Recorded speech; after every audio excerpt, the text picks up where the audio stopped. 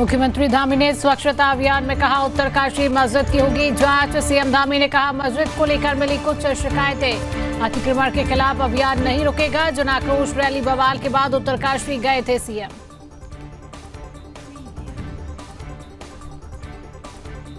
देहरादून में सीएम धामी ने झाड़ू लगाकर दिया स्वच्छता का संदेश। स्ट्रीट लाइट की शिकायतों के लिए किया क्यूआर स्कैनर का शुभारंभ। स्कैन कर दर्ज कर सकेंगे लाइट खराब होने की शिकायतें। सीएम धामी ने कहा देवभूमि को स्वच्छ रखने में सहयोगी बने।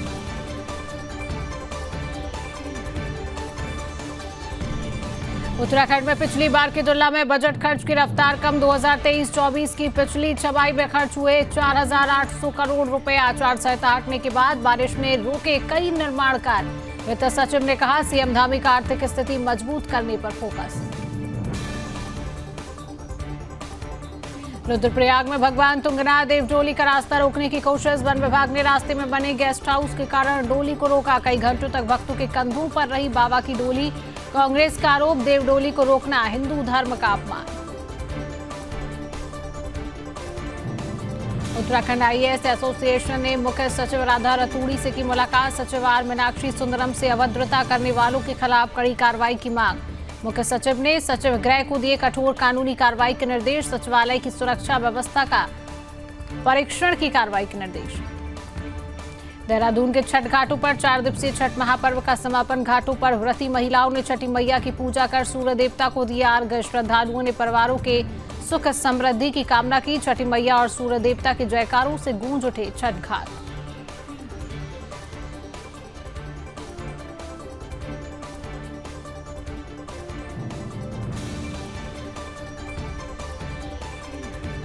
सितारगंज में अपर जिलाधिकारी ने तहसील कार्यालय का किया निरीक्षण। अधिकारियों को दिए नगर की सड़कों को अतिक्रमण मुक्त कराने के निर्देश। 15 दिनों के अंदर सभी अवैध कब्जे हटाए जाएं। अतिक्रमण से पहले एडीएम और व्यापार मंडल की होगी बैठक।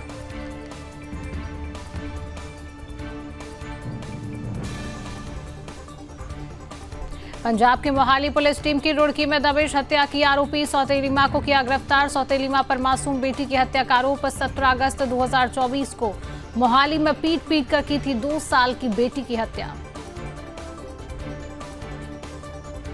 हल्द्वानी में छात्र संघ चुनावों को लेकर गरमाया मुद्दा। छात्र संघ चुनावों को लेकर छात्र नेताओं का प्रदर्शन जारी। 25 नवंबर को खत्म होगी केदारनाथ सीट के उपचुनाव की आचार संहिता। छात्र चुनाव पर सामने आई कांग्रेस और बीजेपी की राजनीतिक प्रक्रिया।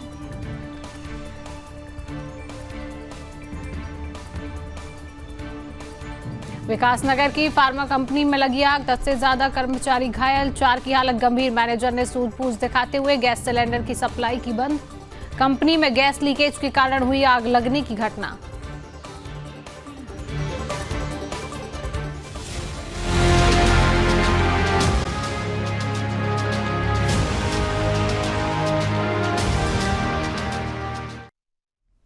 नमस्कार, बहुत स्वागत है आप सभी का अपना उत्तराखंड में और मैं हूं आपके साथ शिवांगी जैन। बुलेटिन की शुरुआत करेंगे बड़ी खबर के साथ। उत्तरकाशी में मस्जिद की अब जांच होगी, सीएम धामी का कहना है। मुख्यमंत्री धामी ने स्थानीय जनता को भरोसा दिया है। रैली बवाल के बाद अब पहली बार उत्तरकाशी गए थे सीएम। अतिक्रमण के खिलाफ अभियान नहीं रुकेगा। सीएम पुष्कर सिंह धामी का बयान कि उत्तरकाशी में मस्जिद अभिलेखों की अब दोबारा जांच होगी। उत्तरकाशी में मस्जिद के खिलाफ हिंदूवादी संगठनों के विरोध प्रदर्शन के दिन पुलिस की मारपीट और लाठीचार्ज को लेकर जहां कई सवाल उठ रहे थे, तो वहीं मुख्यमंत्री पुष्कर सिंह धामी का कहना है कि उत्तरकाशी में बनी मस्जिद को लेकर कुछ शिकायतें उनको मिली हैं, जिसको लेकर उन्होंने जिला प्रशासन को मस्जिद के अभिलेख की जांच करने के निर्देश दे दिए हैं। तो बड़ी खबर आप तक पहुंचा रही है, जहां पर उत्तरकाशी में मस्जिद की अब जांच होगी। सीएम पुष्कर सिंह धामी का बड़ा बयान तस्वीरों के माध्यम से आप देख सकते हैं। बड़ी खबर आप तक पहुंचा रही है। मुख्यमंत्री धामी ने स्थानीय जनता को भरोसा दिलाया है। रैली बवाल के बाद पहली बार उत्तरकाशी गए थे सीएम।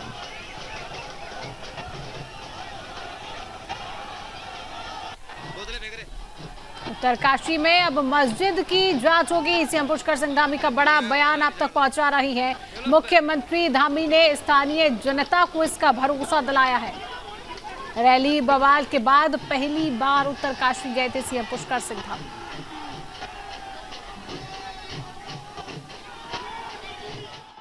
देखिए, वहाँ पर चूंकि इस प्रकार की बातें आई हैं और इसलिए मैंने वहाँ के जिला प्रशासन को इसमें निर्देश दिया है कि उन अभिलेखों की पुनः जांच करें। पूरे देश दुनिया के लोग यहाँ आते हैं, इसलिए हमारे राज्य में स्वच्छता होना बहुत जरूरी है। और हमारे प्रधानमंत्री जी ने जो कहा है 21वीं सदी का तीसरा दशक उत्तराखंड का दशक होगा, उस दिशा में हम तेजी से आगे बढ़ रहे हैं।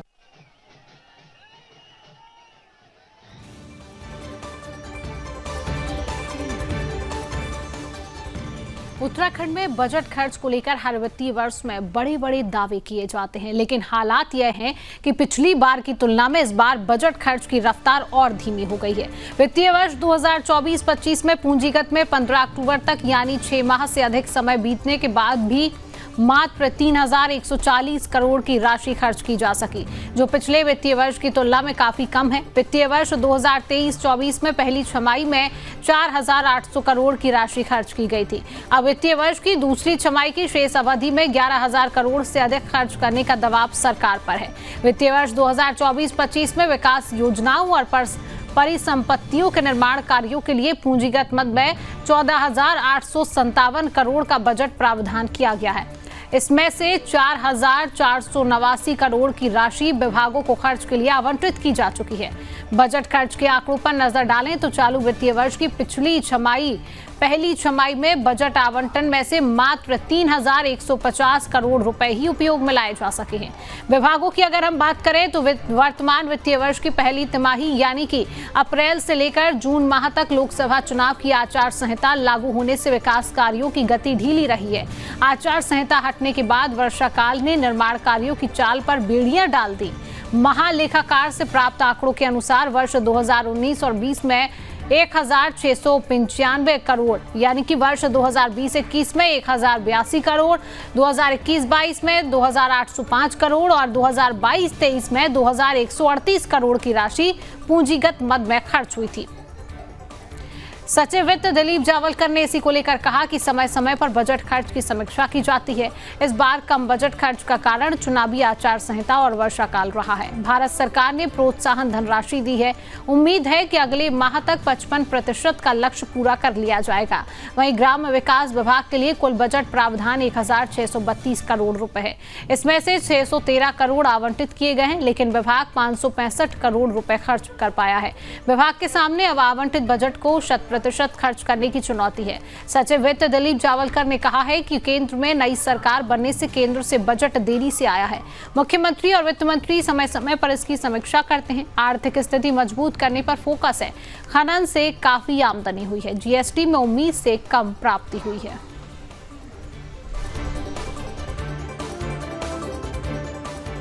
नहीं, देखिए उसमें 2-3 चीज़ें जैसे मैंने बता दिया था। एक तो हम लोगों के यहाँ पर वो वेदर जो है हमारा काफ़ी इस बार ख़राब रहा है, नंबर 1।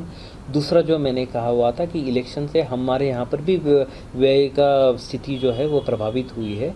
तीसरा ये है कि जो हम लोग व्यय की जब एक प्रोजेक्शन करते हैं, उस प्रोजेक्शंस में हम लोग भारत सरकार से भी कितनी धनराशि हमें अवमुक्त होगी उसका भी जो है एक कंपोनेंट वो भी होता है। क्योंकि भारत सरकार में भी नई गवर्नमेंट फिर से स्थापित हो गई है, उनके रिलेटेड लेट से आए हुए हैं, तो स्वाभाविक है कि सभी राज्यों में इस बार व्यय का जो प्रमाण जो है वो थोड़ा आगे खिसक जाएगा और हमारे राज्य में भी उसी तरह की स्थिति है। लेकिन हाँ, किसी भी तरीके की कॉम्प्लिसेंसी की आवश्यकता नहीं है। हम लोगों के पास जब पर्याप्त धनराशि है तो उसका समय उपयोग कर लेना चाहिए और माननीय मुख्यमंत्री जी, माननीय वित्त मंत्री जी भी उसको समय समय पर जो है उसकी समीक्षा कर दे रहे हैं। हम लोग को साथ ही में ज़्यादा फोकस करने की ज़रूरत है जो हमारे खुद के आय के संसाधन है।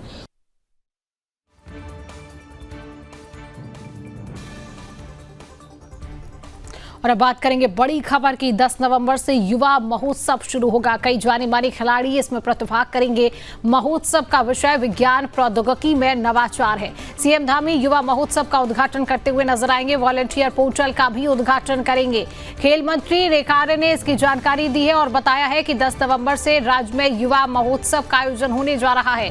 महोत्सव का विषय विज्ञान और प्रौद्योगिकी में नवाचार है। सीएम धामी इस महोत्सव का उद्घाटन करेंगे और कहा कि महोत्सव के समापन समारोह के लिए केंद्रीय खेल मंत्री को आमंत्रित भी किया गया है। इस महोत्सव के दौरान खेल प्रतियोगिताओं और प्रेरक भाषण भी होंगे, जिसमें कई जाने माने खिलाड़ियों की भी भाग लेने की उम्मीद बताई जा रही है। इसके साथ ही कई सांस्कृतिक कार्यक्रम भी आयोजित किए जाएंगे। युवा महोत्सव के दौरान सीएम 28 जनवरी 2025 से होने वाले राष्ट्रीय खेलों के 38वें संस्करण के लिए वॉलंटियर पोर्टल का उद्घाटन भी करेंगे। बड़ी खबर आप तक पहुंचा रही हैं। 10 नवंबर से युवा महोत्सव की शुरुआत होगी। सीएम पुष्कर सिंह धामी इस महोत्सव का उद्घाटन करते हुए नजर आएंगे और कई जाने माने खिलाड़ी भी इसमें प्रतिभाग करेंगे। महोत्सव का विषय है विज्ञान प्रौद्योगिकी में नवाचार।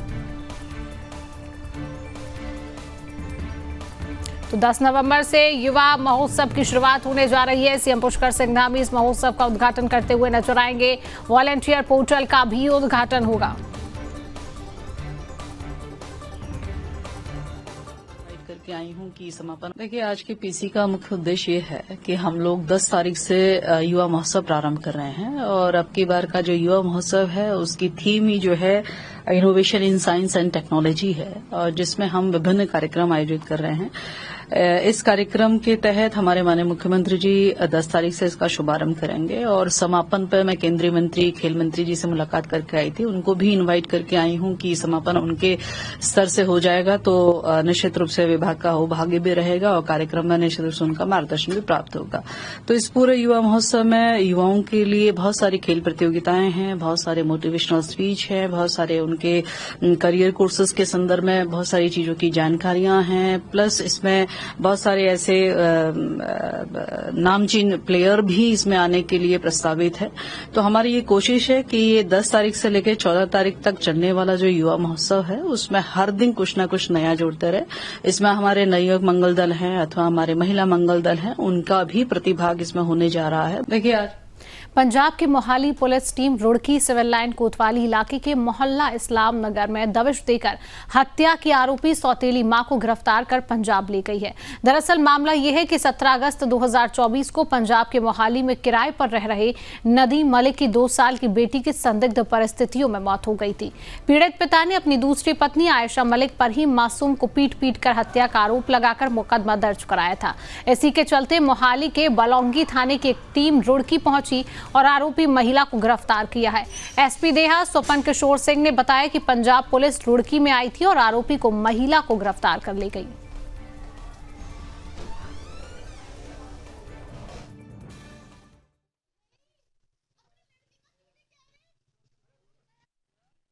मोहाली पंजाब से एक पुलिस टीम वहां हुई एक बालिका की संदिग्ध परिस्थितियों में मृत्यु के संबंध में पंजीकृत अभियोग की विवेचना और साक्ष्य संकलन के क्रम में रुड़की आई थी, जहां स्थानीय पुलिस के द्वारा उनकी अपेक्षा के अनुरूप आवश्यक सहयोग प्रदान किया गया और यहां से वो एक घटना में जो वांछित अभियुक्ता है हिरासत में लेकर गए हैं। अग्रिम विधिक कार्रवाई उनके स्तर से।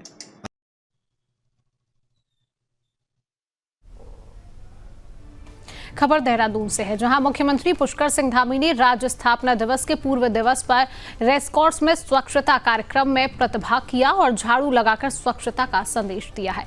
इस अवसर पर मुख्यमंत्री ने देहरादून नगर निगम के अंतर्गत स्ट्रीट लाइट की शिकायत के लिए बनाए गए QR स्कैनर का शुभारंभ भी किया है। इन स्कैनरों को देहरादून नगर निगम की स्ट्रीट लाइट के खंभों पर लगाया जाएगा। स्ट्रीट लाइट खराब होने पर कोई भी व्यक्ति इसे स्कैन कर शिकायत दर्ज कर सकता है। मुख्यमंत्री ने कहा कि अल्मोड़ा के मारचूला में बस हादसे में दिवंगत लोगों की स्मृति में आज प्रदेश भर में स्वच्छता और सेवा के कार्यक्रम आयोजित किए जा रहे हैं। मुख्यमंत्री ने ईश्वर से बस हादसे में मृतकों की आत्मा की शांति और घायलों के जल्द स्वस्थ होने की कामना की है। मुख्यमंत्री ने कहा है कि प्रधानमंत्री मोदी के 10 साल पहले चलाए गए स्वच्छ भारत अभियान के परिणाम स्वरूप पूरे देश में स्वच्छता के प्रति लोगों में जागरूकता बढ़ी है। प्रधानमंत्री की स्वच्छ और स्वस्थ भारत की परिकल्पना साकार हो रही है। मुख्यमंत्री ने कहा कि देवभूमि उत्तराखंड पर्यटन और तीर्थाटन की दृष्टि से महत्वपूर्ण राज्य है। उन्होंने सभी प्रदेशवासियों से आह्वान किया है कि स्वच्छता को अपनी नियमित दिनचर्या बनाकर देवभूमि उत्तराखंड को स्वच्छ रखने में सरकार के सहयोगी बने। मुख्यमंत्री ने कहा है कि उत्तराखंड राज्य रजत जयंती वर्ष में प्रवेश कर रहा है। इन 24 सालों में हमारी देवतुल्य जनता के सहयोग से हर क्षेत्र में राज्य तेजी से आगे बढ़ा है। आज अनेक क्षेत्रों में उत्तराखंड देश के अग्रणी राज्यों की श्रेणी में है। नीति आयोग के जारी विकास लक्ष्यों की रैंकिंग में उत्तराखंड को देश में प्रथम स्थान मिला। ईज ऑफ डूइंग बिजनेस में राज्य को अचीवर्स और स्टार्टअप में लीडर्स की श्रेणी मिली है। जीएसडीपी में 33% की बढ़ोतरी हुई। उत्तराखंड युवाओं को रोजगार देने में भी अग्रणी राज्य बना है। एक वर्ष में बेरोजगारी दर में 4.4% कमी लाई गई है।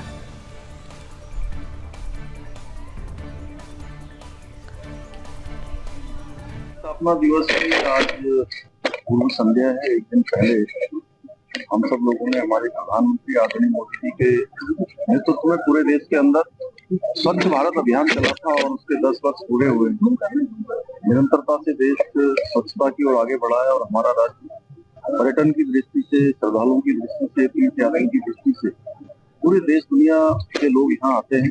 इसलिए हमारे राज्य में स्वच्छता होना बहुत जरूरी है और हमारे प्रधानमंत्री जी ने जो कहा है कि 20वीं सदी का तीसरा दशक उत्तराखंड का दशक होगा, उस दिशा में हम तेजी से आगे बढ़ रहे हैं। हर क्षेत्र में आज उत्तराखंड अपने मुकाम की ओर आगे बढ़ रहा है, लक्ष्य की ओर आगे बढ़ रहा है और कल से हम 24 साल पूरे करके 25वें साल में जा रहे हैं। इसमें सभी लोग इस स्वच्छता के अभियान में भी सहभागी बने। आज का पूरा दिन, क्योंकि हमने हमारे यहाँ जो आज से 5 दिन पहले एक बहुत दुखद दुर्घटना हुई थी अल्मोड़ा के मतुला के पास, इसमें 36 हमारे बीच के हमारे भाई बहन बच्चे दिवंगत हो गए, हमारे बीच में नहीं रहे। तो आज सभी जगह एक श्रमदान का कार्यक्रम और स्वच्छता का अभियान चलाया है। भगवान उनकी आत्मा को भी शांति दे।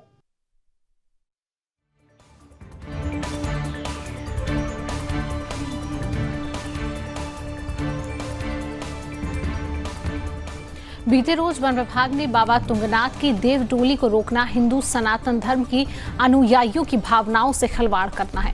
उत्तराखंड कांग्रेस की मुख्य प्रवक्ता गरिमा मेहरा दसोनी ने कहा है कि प्रतिवर्ष बाबा तुंगनाथ की देव डोली पारंपरिक रास्ते से होकर गुजरती है। ऐसे में वन विभाग ने उस मार्ग पर गेस्ट हाउस बनने से भगवान तुंगनाथ की डोली को आगे नहीं बढ़ने दिया, जिस वजह से कई घंटों तक बाबा की डोली भक्तों के कंधों पर ही रही। इसके बाद कड़ी जद्दोजहद के बाद डोली को आगे का रास्ता दिया गया। कांग्रेस प्रवक्ता ने वन विभाग के अधिकारियों की भगवान तुंगनाथ की शान में सरकारी हनक और अभद्रता बताया है। गरिमा दसोनी ने बताया कि दरअसल 4 नवंबर को तृतीय केदार भगवान तुंगनाथ के कपाट शीतकाल के लिए बंद हो गए, जिसके बाद बाबा की डोली कल रात विश्राम के लिए चौपता लाई जा रही थी। यहाँ से डोली को अगले पड़ाव भनकुंड के लिए जाना था, जहाँ से ये पारंपरिक रास्ता जो आता है वह वन विभाग की भूमि है। सबक मिलना जैन जैन तेरे भूमि में भी बने, जैन तेरे रास्ते पर भी बने, सबक मिलना चाहिए। नहीं, बिल्कुल इस तरह का एक्सेप्शनल केस जहां स्वयं भगवान की डोली जा रही है, देवताओं की हमारी डोली जा रही है, उसमें मुझे नहीं लगता कि कोई जो है वन विभाग की भूमि को या जंगलों को नुकसान पहुंचा रहा था। ये बिल्कुल हानिकारक नहीं था, कोई हानि किसी को नहीं पहुंचाई जा रही थी। तो ऐसे में ये अपना जो हनक दिखाने की आदत वन विभाग को है, पता नहीं ये कब जाएगी और किसके इशारे पर ये देवडोली रोकी गई, कैसे अपने स्तर पर इन लोगों ने फैसला ले लिया। ये कहीं ना कहीं हिंदू सनातन धर्म के अनुयायियों को, उसके मानने वालों के भावनाओं के साथ खिलवाड़ है।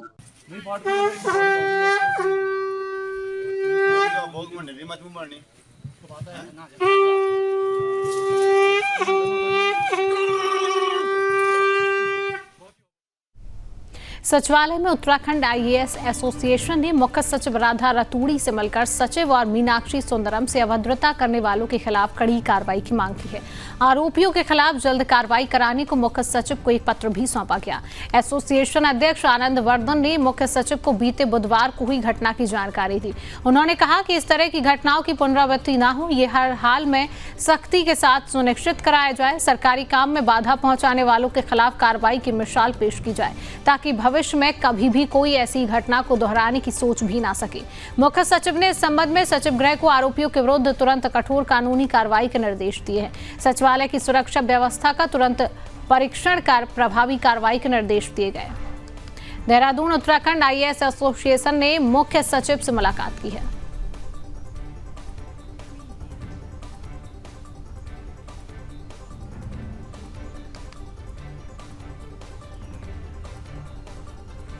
उत्तराखंड में छठ घाटों पर आज भोर से ही व्रती महिलाओं का जमावड़ा देखने को मिला है।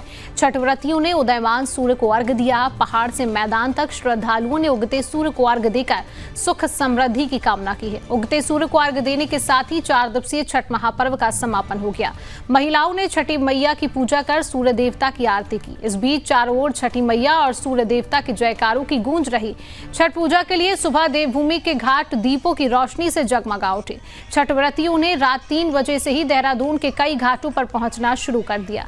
व्रतियों ने सूर्य के उगने का इंतजार किया। इसके बाद सुबह सूर्योदय होते ही अर्घ्य दिया। इस दौरान घाट पर शंख घंटी बजाकर आरती की गई और एक दूसरे को ठेकुआ का प्रसाद वितरित किया गया। इसके साथ ही उगते हुए सूर्य को अर्घ्य देने के बाद व्रतियों ने घर पहुंचकर कुल देवता की पूजा की। इसके बाद प्रसाद खाकर 36 घंटे का निर्जला उपवास पूरा किया।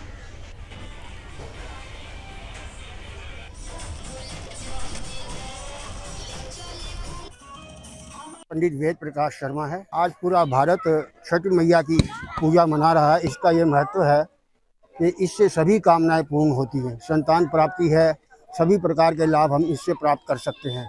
कुछ भी हमारी जो कमियां हैं, अभी एक व्यक्ति के यहाँ संतान नहीं थी, लेकिन 10 वर्ष के पश्चात उसने इस षष्ठी मैया की पूजा की तो उसके लड़का पैदा हुआ। तो इस षष्ठी मैया की कृपा से सब कामनाएं पूर्ण होती हैं। हम विद्या प्राप्ति करना चाहते हैं, विवाह करवाना चाहते हैं, सब प्रकार से हम अपने जीवन को यशस्वी बलस्वी बनाना चाहते हैं। ये प्राचीन काल से ही छठ मैया का पूजा चली आ रही है और ये ऋषि मुनि के टाइम से सारे भारत में मनाई जाती है। बड़े उत्साह के साथ इसमें तब करते हैं और छठ मैया का सूर्य अस्त से लेकर सूर्योदय तक इसका उद्यापन किया जाता है। इसका बहुत ही महत्व है। मैं लगभग 30 वर्षों से इसी मंदिर में ये छठ मैया की पूजा करवा रहा हूँ। खबर जनपद ऊधम सिंह नगर के खटीमा से है, जहां पूर्वांचल समाज का महापर्व मानी जाने वाली छठ की धूम देखने को मिली। व्रतधारी महिलाओं ने सूरज को अर्घ्य देकर अपने बच्चों और परिजनों की लंबी आयु की कामना की है। इसी क्रम में 4 दिन तक चलने वाली छठ पूजा का समापन किया गया। बता दें कि ऊधम सिंह नगर में पूर्वांचल समाज के लाखों लोग निवास करते हैं। इसी कारण शहर से लेकर गाँव तक छठ पूजा का आयोजन किया गया। खटीमा के नदी, झील, तालाबों में छठ घाट पर दोपहर से ही भारी भीड़ जमा हो गई थी और शाम को निर्धारित समय पर सैकड़ों व्रतधारी महिलाओं ने पूजा अर्चना करके उगते सूर्य को अर्घ्य दिया। इस दौरान पूरी तरह भक्तिमय माहौल रहा और लगातार लोकगीत बजते रहे।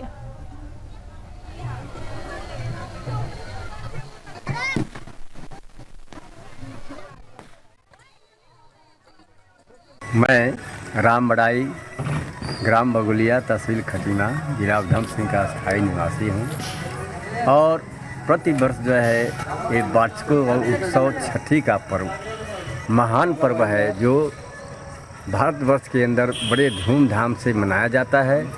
यहाँ उत्तराखंड में हमारे क्षेत्र के लोगों ने, उत्तराखंड के लोगों ने, जो पूर्वांचल के अधिकतर जो है पूर्वांचल समुदाय यहाँ है, छठ पर्व में अधिक से अधिक भाग लेता है। स्त्री पुरुष सभी लोग एक मेले की तरह अपना सामूहिक प्रोग्राम बना करके और छठ का वार्षिक उत्सव मनाते हैं। इसकी तैयारी करते हुए कम से कम महीनों दिन से पहले तैयारी कर रहे हैं और इस छठ के महापर्व हमारा पूर्वांचल का होता है। इसमें सभी को शुभकामनाएं दे रहे हैं कि पूरे देशवासियों को अधिक से अधिक संख्या में लोगों ने भाग लिया और हर्षोल्लास के साथ मनाया गया अपना छठ।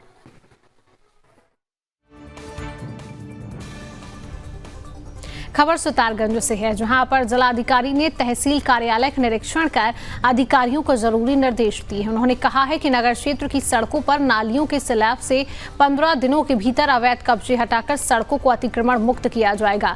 साथ ही तहसील के आसपास से भी अवैध कब्जे हटाए जाएंगे। बीते गुरुवार अपर जिलाधिकारी पंकज उपाध्याय तहसील कार्यालय पहुंचे थे। यहाँ उन्होंने SDM रविंद्र कुमार जुवांटा, तहसीलदार पूजा शर्मा के साथ आंतरिक अभिलेखों, कोर्ट जैसे निर्माणाधीन कामों का निरीक्षण किया और कहा कि तहसील दिवस पर 100% फरियादियों की समस्याओं को अधिकारी प्राथमिकता से समाधान करें। इस दौरान उन्होंने नगरीय क्षेत्र की सड़कों को अतिक्रमण मुक्त करने के लिए नालियों के ऊपर स्लैब से 15 दिनों के भीतर अतिक्रमण हटाने के निर्देश दिए हैं। साथ ही कहा है कि अतिक्रमण हटाने से पहले उप जिलाधिकारी और व्यापार मंडल के साथ बैठक की जाएगी। इसके बाद मुनादी के वीडियोग्राफी कर नगर पालिका, लोक निर्माण विभाग, पुलिस विभाग की संयुक्त टीम अभियान चलाकर सड़कों को अतिक्रमण मुक्त करेगी। एसडीएम कोर्ट सिद्धार्थगंज और तहसील सिद्धार्थगंज का निरीक्षण मेरे द्वारा किया जा रहा है। अभी निरीक्षण का कार्य चल रहा है। मैंने यहाँ के जो इंफ्रास्ट्रक्चर है उसको देखा है, तहसील भवन को देखा है। जो तहसील भवन यहाँ पर पुराने बने हुए हैं जिनको तोड़ा जाना है उसका भी निरीक्षण किया है, और इसमें क्या क्या कार्य किए जा सकते हैं और कैसे सुधार किया जा सकता है उसका भी मैंने निरीक्षण किया है, और उसको मैं अपने नोट्स के माध्यम से जिलाधिकारी वगैरह संज्ञान में ले आऊँगा। और मैं प्रयास करूँगा कि इस जो हमारा वित्तीय वर्ष चल रहा है उसमें कुछ काम यहाँ बेहतर किए जा सकें। इसके साथ साथ मैं आते समय मैंने देखा कि जो इसके प्रवेश मार्ग हैं, सड़कें काफ़ी चौड़ी हैं, नालियाँ बनी हुई हैं। उसके बाद भी बहुत सारे व्यापारी नालियों के ऊपर बैठे, नालियों के बाद सड़क पर तक आगे बैठे हुए हैं, जिससे यातायात प्रभावित हो रहा है। लोग सड़कों पर ही गाड़ियाँ खड़ी करके मार्केटिंग करने का काम कर रहे हैं, जिससे यातायात अनावश्यक रूप से बाधित हो रहा है। तो मैंने अभी एसडीएम साहब को इसमें मौखिक रूप से लिखा है और मैं अपने नोट में भी ले आऊँगा कि राजस्व विभाग, नगर निकाय, पुलिस और पीडब्ल्यूडी लोग चारों लोग मिल करके शहर में व्यापारियों का बैठक करें, मुनादी कराएं, 15 दिन का समय दें और सड़कों और नालियों को खाली कराने का काम करें।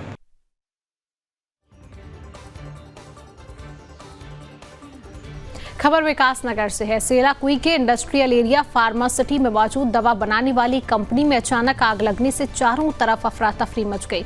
ईस्ट अफ्रीकन इंडिया ओवरसीज के मैनेजर कपिल राठी ने बहादुरी का परिचय देते हुए जलती हुई आग के बीच गैस सिलेंडर की सप्लाई बंद की।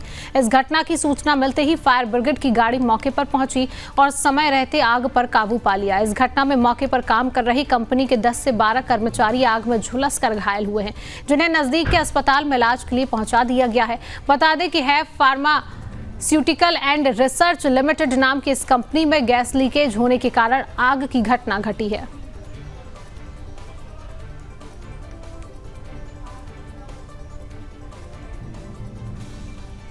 प्रदेश में इन दिनों छात्र संघ चुनावों को लेकर मुद्दा गरमाया हुआ है। पूरे प्रदेश में चुनावों को लेकर छात्र एकजुट हो गए हैं।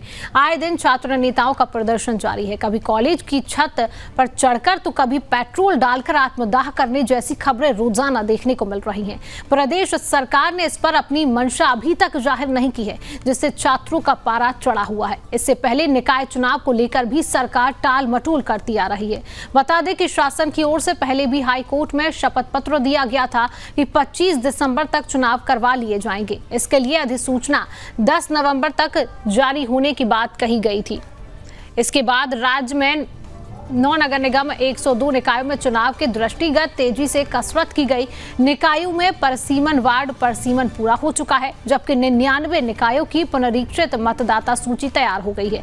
केवल 3 नगर पंचायतों में यह काम आज पूरा होना है। इस बीच विधानसभा की केदारनाथ सीट के उपचुनाव का कार्यक्रम भी घोषित हो गया। तो फिलहाल के लिए इस खास बुलेटिन में इतना ही। देश और दुनिया की तमाम खबरों को जानने के लिए आप देखते रहिए सुदर्शन न्यूज। जय हिंद।